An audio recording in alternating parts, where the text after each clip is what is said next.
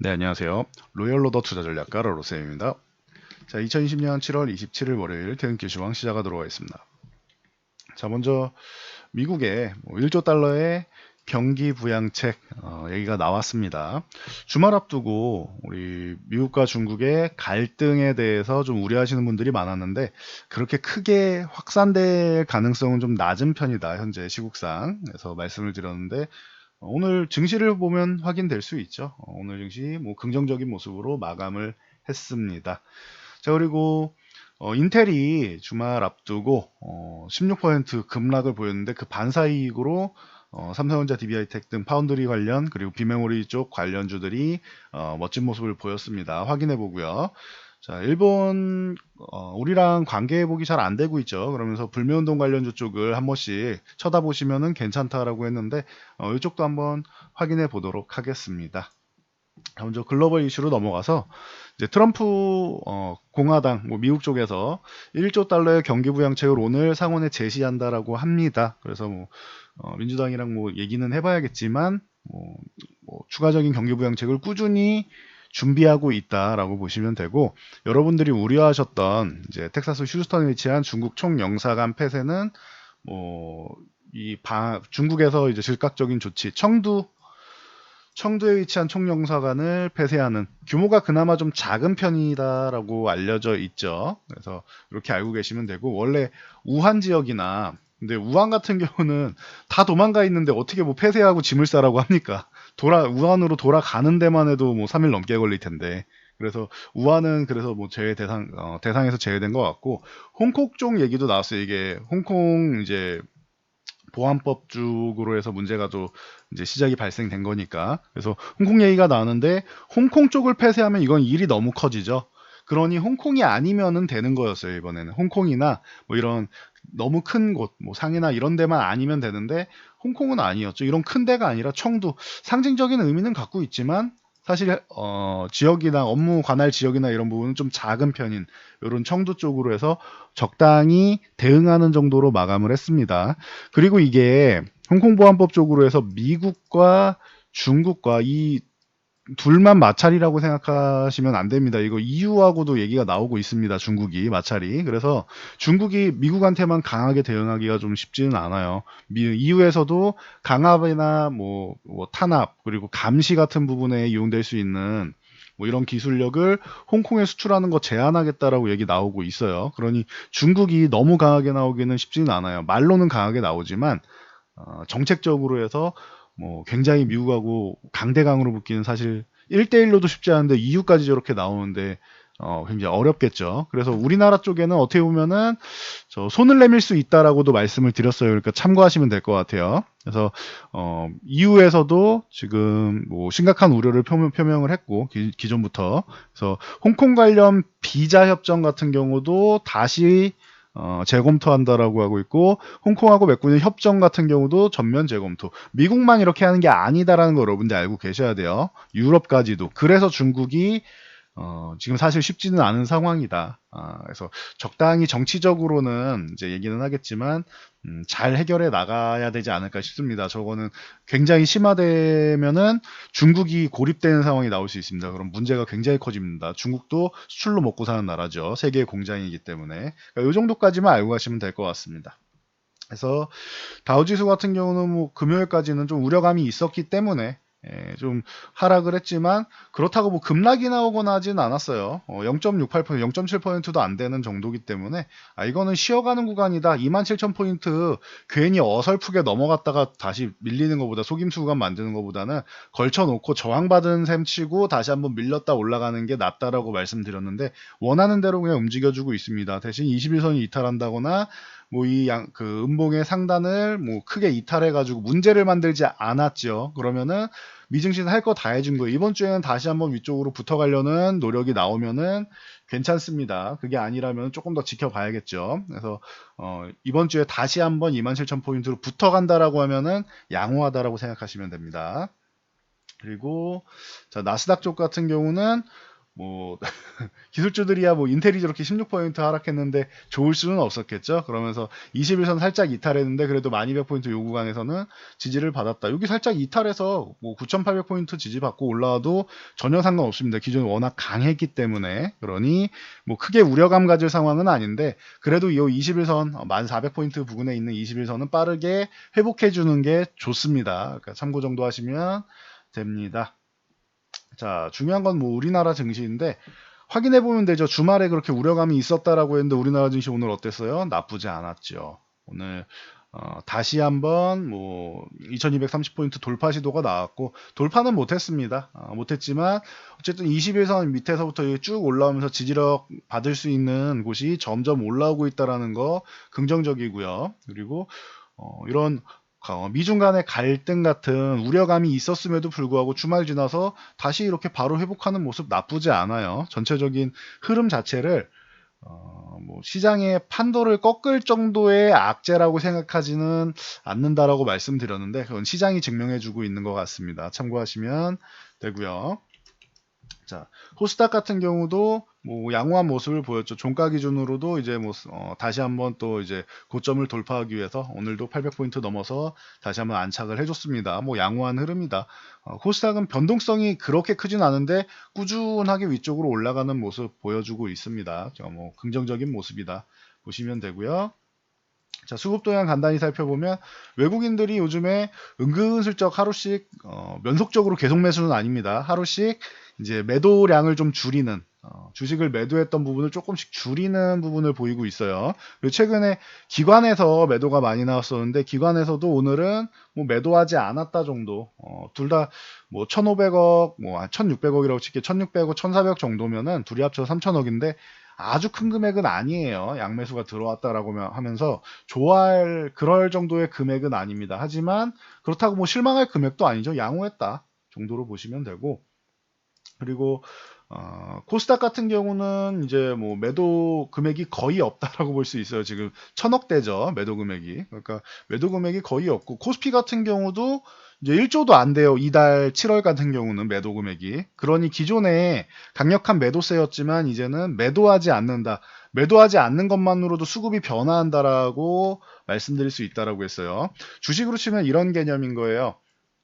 자, 주가가 이렇게 하락을 하다가 V자 반등하는 경우는 흔치 않단 말이에요. 특히 수급적인 거는 저렇게 나오면 제일 좋은 거지만 매도를 하다가 매도세가 이렇게 줄어들어요. 그러면서 바닥을 다지고 이렇게 다시 올라가기만 하면 되는 거죠. 근데 지금 강한 매도가 이제 줄어들고 있는 이런 단계에 들어가는 게 아니냐라는 의심을 해볼 만한 수급입니다. 그러니 요 구간에서 이제 매도하지 않다가 다시 매수가 들어오게 된다라고 하면 시장에는 굉장히 긍정적인 요소가 되겠죠. 요건 좀 더 지켜보자고요. 뭐 확정된 게 아니니까. 근데 저럴 가능성을 지금 만들고 있다라고 보시면 됩니다. 여러분들도 눈으로 확인하실 수 있는 부분입니다. 거기에 코스닥 같은 경우도 오늘 800억 정도 매수가 들어오면서 코스닥은 뭐 1,000억대니까 거의 뭐 매도한 게 없다라고 뭐 하루치 물량 정도죠. 1,400억 정도면. 그러면은 매도한 게 거의 없다라고 볼 수 있어요. 이달에는. 참고하시고 선물은 여전히 뭐 좋은 모습. 그리고 옵션 동향에서도 위쪽 방향을 좀 막아놨었는데 은근슬쩍 한 2300포인트 정도까지 코스피 기준으로 선물과 옵션은 코스피 기준이라고 말씀드려서 코스닥이 아닙니다. 그래서 코스피 200 기준으로 봤을 때 지수 환산하면은 2300 쪽도 살짝 열어놓는 모습인데 금액이 아주 크지는 않으니 이 부분은 조금 더 보면서 판단을 할게요. 아직 만기일도 좀 남았고 하니까. 근데 위쪽을 살짝 열어주기 시작을 했다라는 것 여러분들이 알고 계시면은 그렇게까지 우려될 만한 상황은 아니구나라는 부분만 알고 가셔도 되겠죠.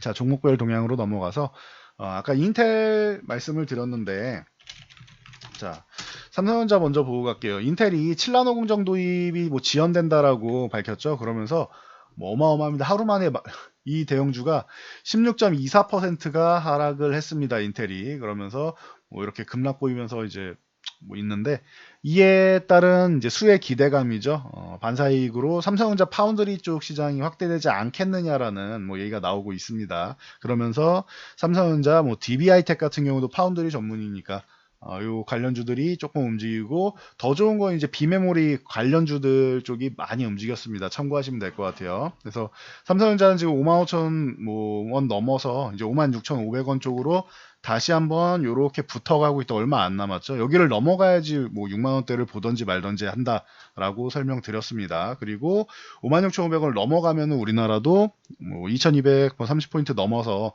2300 쪽으로 붙어갈 가능성이 높아지겠죠. 그러니 참고하시면 됩니다.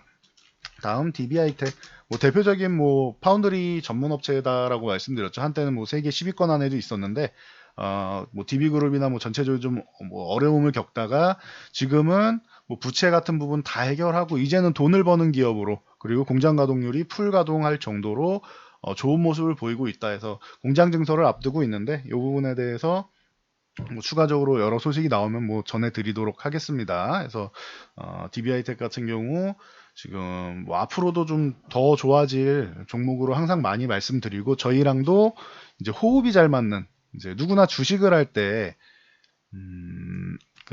나하고 궁합이라고 하죠. 궁합이 잘 맞는 종목이 누구나 있으실 거예요. 특정 종목은 어려운 상황에 들어가도, 어떤 상황이 들어가도 나한테 수익을 가져다 주는 종목들이 있어요. 근데 DB하이텍 같은 경우는 항상 그랬다라고 말씀드렸는데, 그리고 작년에도 굉장히 좋은 모습 보이고, 올해 1월에 매도한 다음에 뭐 어쩌다 보니 다행히 매도한 후에 코로나가 발생을 했죠. 그리고 나서 지금도 다시 올라와 있는데, 지금도 충분히 좋은 종목입니다. DB하이텍. 그래서 참고 정도 하시면 될 것 같고요. 여기서 이제 기업의 선택에 따라서 주가 움직임이 좀 바뀔 수 있기 때문에, 그래서 조금 뭐 기다려봐야 되는 종목이긴 합니다. 참고하시고, 여기 SFA 반도체 같은 경우도 뭐 비메모리 관련주 작년에 대장으로 테스나, SFA 반도체, 네페스 뭐 3대장이 있었고, AD 테크놀로지 같은 경우가 있었고, 뭐 그 외에도 많은 종목이 있다. 오브 반도체나 뭐 많은 종목이 있다라고 말씀을 드렸었죠. 그 중에서 오늘 SFA 반도체 6,200원 요 저항 구간을 돌파 시도는 했는데 안착은 못했습니다. 괜찮아요. 그래도 바로 위에 있는 5,700원 정도는 넘어갔죠. 그러면은 이 종목이 위쪽으로 다시 두들겨서 6,200원 넘어간다라고 해도 다시 한번 뭐 매수 구간이 될 수 있는 거고, 만약에 5,700원 쪽으로 붙어간다라고 하면은 요 구간에서도 다시 한번 관심을 가져볼 수는 있습니다. 21선과 이격은 벌어져 있는데, 일단 흐름 자체를 위쪽으로 만들어 놨고 거래량을 빵 터뜨렸다는 거에 대해서는 의미가 있습니다. 그래서 참고하시고요.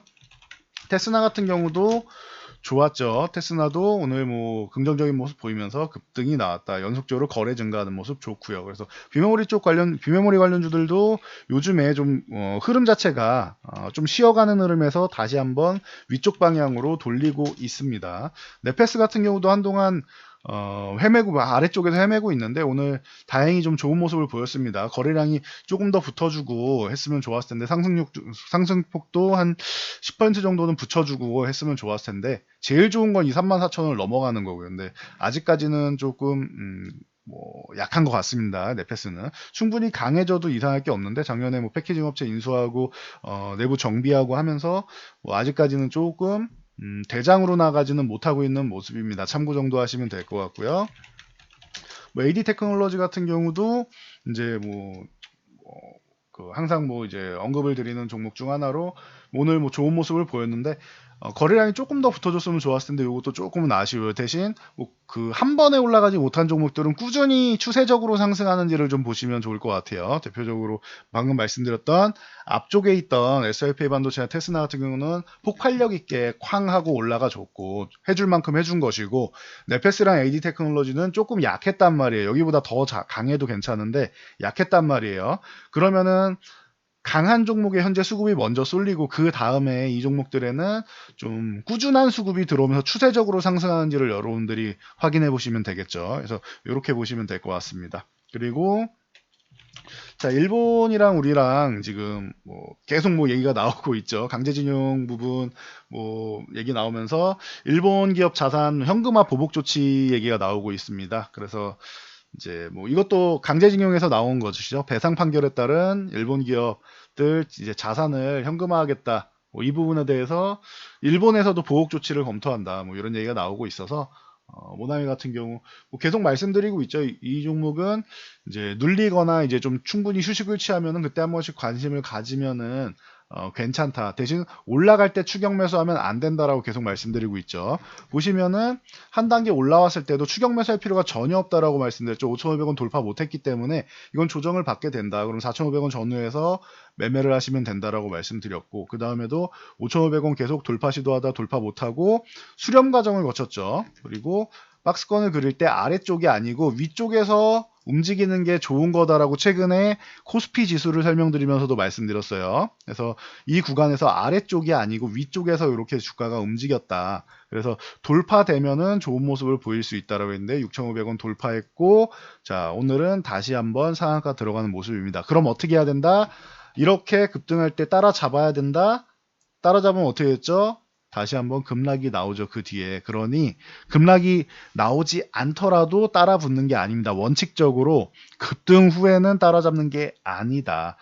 쉴 때를 기다려야 돼. 적어도 7,500원 전후 정도는 쉴 때 기다리셔야 되고, 만약에 여기서 추가 상승 나온다라고 하면은 뭐 8,500원이라도 추가 상승이 강하지 않으면 7,500원, 강하면은 뭐 8,500원 정도가 되겠죠. 그리고 이 구간에서 무조건 매수가 아니라 지지력을 테스트를 확인하고 지지를 받는지를 확인하셔야 됩니다. 그게 굉장히 중요하다. 그래서 모나미 같은 경우가 있고, 신성통상 같은 경우, 기존에도 뭐 많이 말씀드렸는데 이 종목도 오늘 상한가에 못 들어간 건 조금 아쉬워요. 오늘 들어가서 상한가 잔량도 좀 쌓아놓고 했어야 되는데 이건 좀 아쉽다. 이러면은 뭐 간단하죠. 내일 뭐 2,350원 위쪽에서 유지되면 좀 보유해보고, 2,350원 아래쪽에서 유지된다? 그럼 한 차례 매도하시면 되죠. 추격 매수하는 게 아니죠. 자, 그리고 하이트진로 홀딩스 같은 경우도 마찬가지입니다. 이런 종목들도 이제 뭐 생각보다 강하지는 못했어요. 그래서 모나미랑 신성통상이 강했는데, 만약에 이 종목이 강해지려면은 어떻게 나와야 되느냐? 요 21선 부근은 넘어가야 됩니다. 그러면은 얼마냐? 21,500원 부근을 넘어가면은 강해질 수 있다. 여기를 못 넘어간다? 그러면 지금처럼 쉬어가는 구간이 나오는 거예요. 하이트진로 홀딩스 같은 경우는 앞선 두 종목과는 다르게 꾸준하게 실적이 굉장히 이제 뭐 뒷받침이 되고 있다 보니 계속 꾸준히 쉬는 게 아니고 꾸준히 올라오면서 이슈까지 맞물려 가지고 흐름이 좀 다르게 움직이고 있습니다. 그래서 작년에 일본 맥주들 이제 불매운동 펼쳐진 다음에 가장 큰 수혜를 입은, 실제적으로도 지금까지도 실적으로 계속 이제 수혜를 얻고 있는 종목이죠. 그래서 참고 정도 하시면 되고, 만약에 21,500원을 넘어간다라고 하면은 그때 확인하시면 될 것 같습니다. 얼마 안 남았죠. 그러니 괜히 밑에 있다가, 지금 현재는 쉬어가는 구간이죠. 이렇게 쉬어가는데 혹시 더 쉴 수도 있으니, 가격적으로 혹은 기간적으로 더 쉴 수 있으니 21선 정도는 올라타서 안착하는 거 확인하고 보시는 게 유리할 수 있다. 그래서 하이트진로 홀딩스가 앞선 모나미나 신성통상과는 조금 다르다. 두 종목은 테마성으로 움직이는 거고, 하이트진로 홀딩스는 실적에 따라서 추세적으로 움직이기 때문에 정상적인 모습이다. 급등이 나온 다음에는 이렇게 쉬는 게 아주 정상적인, 급등한 다음에 계속 날아간다? 오히려 그게 슈팅인 거고 비정상적인 움직인 겁니다. 그래서 여러분들이 요거를 알고 계셔야 되는 게, 가끔 그렇게 독특한 종목들이 나와요. 슈팅이 나와서 그냥 치고 달리는 종목들이 나오는데 일반화 하시면 안 돼요. 이게 굉장히 드문 종목이고, 2,000 종목 중에 그런 종목이 한두 종목 혹은 뭐 두세 종목 정도 있는 거다 생각하셔야지, 그런 종목들만 노리려고 하시면은 대부분 급등한 종목 따라가다가 급락 맞아서 손실을 보게 됩니다. 그래서 다시 한번 강조드리는데, 급등했을 때 이렇게 따라붙으면 지금 굉장히 힘든 모습을 보일 수 있겠죠. 그러니 급등했을 때가 아니고 조정 구간에서, 그리고 정확하게 내가 지지와 저항을 설정하는 게 제일 중요하고, 그리고 이 의미 있는 구간을 회복할 때 들어가는 게, 이탈했다가 회복할 때 들어가는 게